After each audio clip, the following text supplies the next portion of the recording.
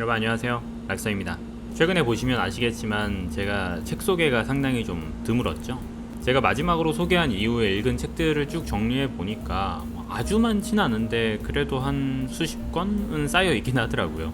그래서 밀린 재고를 빨리 처리해야 하는데 하는 생각도 들고, 그래서 오늘 간만에 책 3권 정도를 이야기해 보려 합니다. 근데 단순히 추천은 아니고요, 어떻게 보면 추천과 비추천 사이, 제 솔직한 감상을 좀 말씀드리고 여러분들에게는 판단의 여지를 남겨두도록 하겠습니다.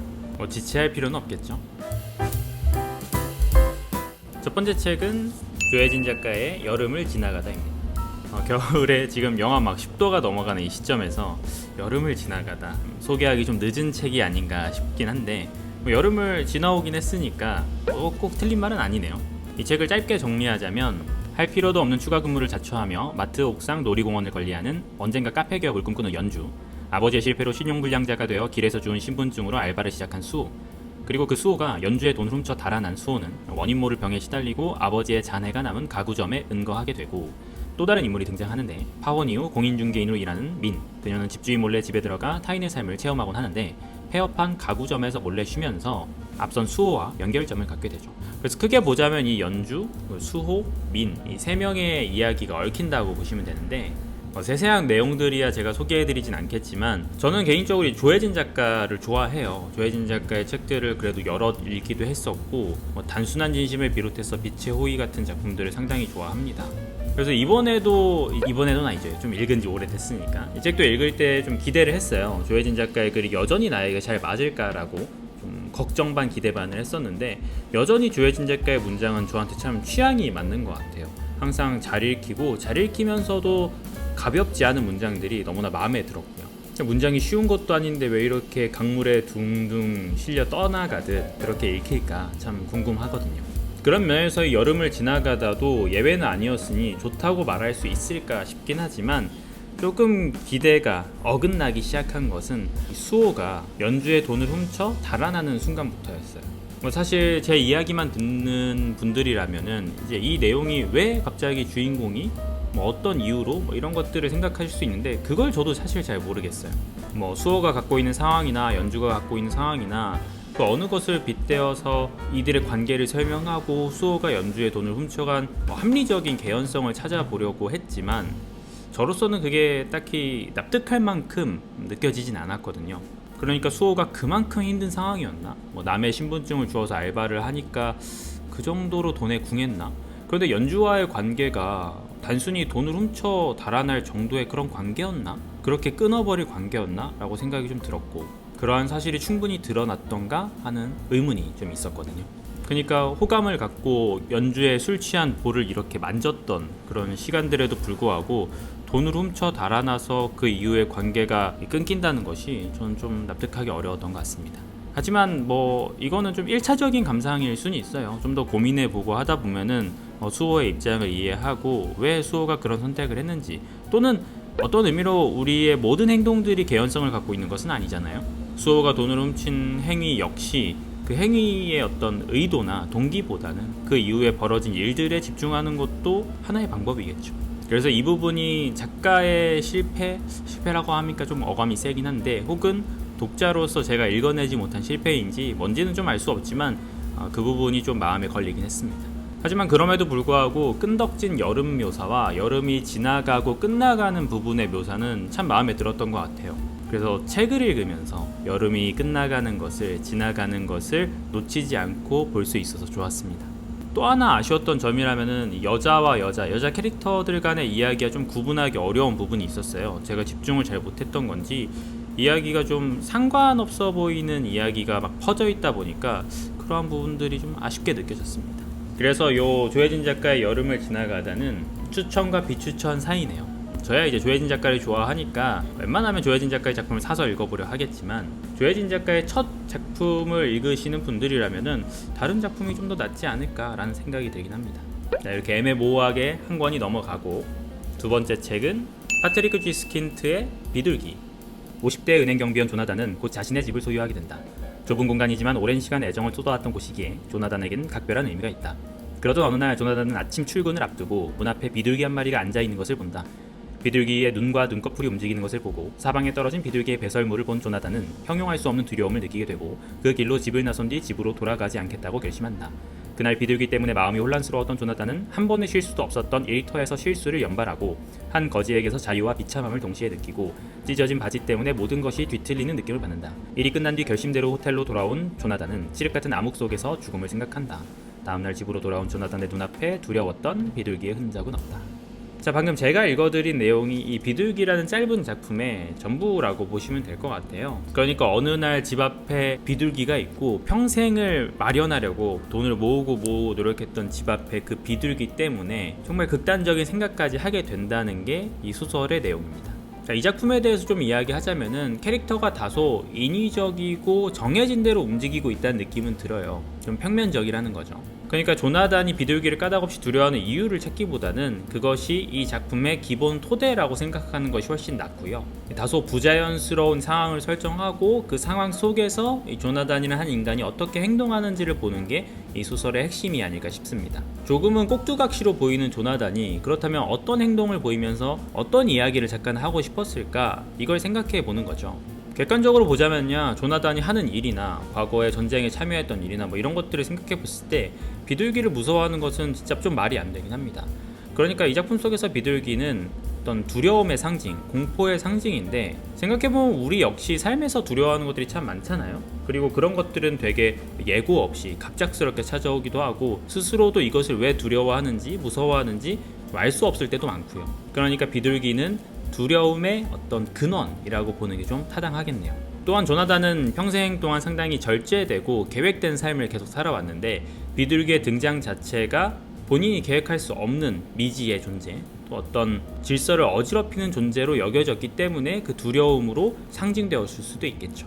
호텔방으로 돌아와 어둠 속에서 조나단이 진짜 극도의 어떤 두려움을 느끼고 삶에 절망하게 된 것은 아무것도 보이지 않는 실명으로 인해서 삶에 지켜왔던 지침이 사라졌기 때문이라고도 볼 수 있겠고요. 생각해보면 비둘기는 정말 흔한 존재죠. 도시에서는 뭐 정말 흔한 존재고 쉽게 볼 수 있습니다. 지금도 제 앞에 한 3-4마리쯤 지나가고 있는 것 같은데, 그렇게 생각해보자면 비둘기를 공포의 근원, 어떤 공포의 대상으로 설정한 것 자체가 우리의 이 일상이라는 것이 아주 작은 조각으로 뭐 하찮게 보고 별거 아니라고 생각했던 것으로부터 언제든 무너질 수 있다는 것을 암시하는 것이 아닐까요?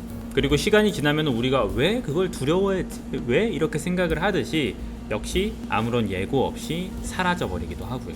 이 짧은 쥐스킨테 비둘기라는 작품은 읽어보시면은 아까 말씀드린 대로 인물이 좀 평면적이고 짜여진 대로 이야기가 쭉쭉 진행되는 느낌은 있습니다. 하지만 그럼에도 긴 호흡의 작품이 아니다 보니까 한 큐에 쭉 이 조나단의 어떤 심리나 이런 것들을 읽어보시면은 그 안에서 작가가 말하고자 하는 것을 좀 생각해 보실 수 있지 않을까 생각이 듭니다. 한편으로는 궁금하지 않으세요? 도대체 한 남자, 그리고 비둘기 때문에 삶을 죽음까지 생각한 남자, 그 이야기는 도대체 어떤 것일까? 작가는 이거를 어떻게 끌고 갈 것인가? 그런 것들을 보는 재미가 있지 않을까 싶습니다. 이 작품은 추천? 비추천까지는 아닌 것 같고 뭐 추천 정도? 이거 너무 기준이 좀 모호한가? 하지만 뭐 알아서 걸러 들어 주십시오. 그 다음 마지막은 에르베르 텔리에의 아노말리. 이 아노말리는 이상 변칙 모순이란 뜻인데, 뒤에 문구가 정말 이 작품을 요약하는 것이라고 볼 수 있겠죠. 무슨 말인지 모르겠습니다. 동일한 승객들을 태운 동일한 비행기가 2번 착륙했다고요? 말 그대로입니다. 동일한 승객들을 태운 동일한 비행기가 2번 착륙해요. 그래서 국가는 이거에 대해서 이 아노말리, 이상현상에 대해서 어떻게 대처를 해야 되느냐라고 하면서 기존에 마련해 두었던 프로토콜 42를 발동합니다. 그러면서 그 과정에서 나타나는 일들을 보여주는데, 일단 내용 자체가 상당히 흥미롭잖아요. 결과적으로 여러 가지 가설이 제시가 되고 그 중에 유력한 가설로는 시뮬레이션 우주론 정도가 등장을 하게 됩니다. 결국 우리가 살고 있는 이 삶이 모두 코드화되어 있는 거고, 그래서 시뮬레이션에 불과하다, 좀 더 고등한 존재에, 그러다 보니까 이런 오류가 발생을 했다라고 여기게 되는 내용인 것 같아요. 하지만 뭐 이 책이 과학책이 아니기 때문에 뭐 시뮬레이션 우주론이 얼마나 명확하게 설명이 되었는가, 과학적 근거를 가지고 설명되었는가, 사실 이거는 뭐 그렇게 중요하지 않습니다. 제가 생각하기에는요. 역시 앞선 경우와 마찬가지로 어떤 기이한 일이 일어났을 때 그 안에서 인물들이 어떻게 움직이고 그로부터 우리는 인간의 어떤 것을 볼 수 있느냐, 그게 중요한 거겠죠. 그러니까 이거는 기현상을 풀어내는 추리는 아니에요. 논리적으로 설명을 해주지도 않고요. 약간은 들어있지만. 그럴 수밖에 없는 게 작가도 모를 거 아닙니까? 우주의 비밀과 기원에 가까운 이런 내용들을 작가로서도 당연히 알 수 없을 테니까 그가 대답할 수 있는 거라고는 왜인진 모르겠지만 그런 일이 일어났다까지이고 그 이후에 어떤 일이 발생할까까지 나아갈 수 있겠죠. 그래서 이 세계에는 2명의 나가 존재하게 됩니다. 이 승객들마다 다 1대1 매칭으로 2명씩 존재하게 되죠. 그러면 이 2명이 서로를 마주했을 때 어떤 일이 일어날 것인가? 우리가 흔히 이야기하는 도플갱어를 만나면 죽는다던데 정말 죽을 것인가? 아니면은 그 중에 누구에게 어떤 법적인 문제, 재산을 어떻게 할 것인지, 또 배우자가 있다면은 배우자는 그러면 누구랑 살아야 되는 것인지, 이런 자잘한 문제들까지 이 작품은 좀 같이 고려를 하고 있는데요. 그러니까 생각보다 우리가 이런 기현상이 일어났을 때 생각해 봐야 되고 결정해야 될 문제들, 예상 밖의 문제들이 넘쳐난다는 것이기도 하겠죠. 여기에는 여러 인물들의 이야기가 실려 있습니다. 그러니까 각 복제된 인물들의 사연들이 시선에 따라서 소개가 되는데 그 인물들의 각각의 이야기를 읽어보는 재미도 있어요. 약간은 군상극 같은 느낌도 있고요. 시점이 다양하고 인물이 각각 자신의 이야기를 하다 보니까, 그래서 이들 저마다 아노말리에 대처해서 행동하는 방식들은 지극히 인간적이라고 볼 수 있습니다. 그 어떤 행동이라도 말이죠. 심지어 국가가 취하는 극단적인 결정 역시도 저는 인간적이라고 생각할 수밖에 없네요. 제가 이 작품에 대한 좀 감상을 글로 짧게 남겨놨는데 이 작품은 예고 없이 쏟아진 소나기 같습니다. 갑작스럽고 충격스럽고 당황스럽습니다. 젖은 머리를 털며 무언가를 배울 수도 있겠지만, 예를 들어 언제나 혹시 모르니 우산을 가지고 다녀야 한다는 그런 사실을 배울 수도 있겠지만, 빗방울이 머리 위로 떨어지는 최초의 순간은 어찌할 수 없다는 점에서 여전히 갑작스럽고 충격적이고 당황스럽습니다. 달라지는 것은 이미 발생한 일에 대해 조금씩 익숙해진다는 것이겠죠.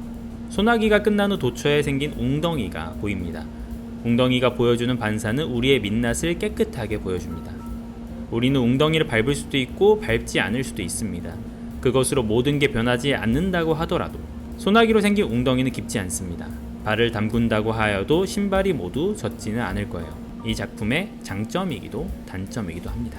제가 마지막에 이 작품의 장점이자 단점으로 꼽은 것은, 저는 어쩌면 이 이야기에서 정말 끝까지 깊이까지 내려가 보는 것을 좀 더 희구했는지 모르겠습니다. 저 역시도 작가가 거기까지 내려갈 수 있는지, 한 인간이 그러한 대답을 낼 수 있는지 의문이 들긴 하지만 뭔가 그래도 끝까지 가봤으면 한다는 생각이 좀 들었어요. 아까 말씀드린 대로 그 기현상이 나타나고 그 기현상을 설명하고 최대한 추리 비슷하게 장르적인 재미를 섞어가면서 이야기를 진행하고는 있지만 뭔가 더 깊은 부분까지 내려갈 수 있지 않았을까 생각이 들거든요.